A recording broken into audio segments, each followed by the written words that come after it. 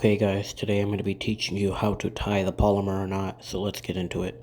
Okay, I'm going to be using this barrel swivel and I've got my line here. So what you're going to want to do is you want to get about 6 inches of line, put it to your other fingers and pinch it just like so here. Then you're going to want to get this part, then you're going to want to pass it through the eye, just like this, pull through. Then you're going to want to get this, you're going to want to put it around, and then you're going to want to put it over, under, and then you're going to put it through the new hole you just created, pull through. Then you're going to want to put it over the hook or whatever you're using. Then you want to make sure everything goes to the top and tie it tight. And now you have a perfect Palomar knot. Then you're going to want to clip off the tag end,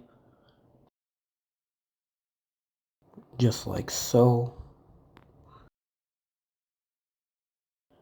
And well, there you have it, a Palomar knot, perfectly done. And that's pretty much it. I hope you guys enjoyed the video, and I'll see you guys in the next one.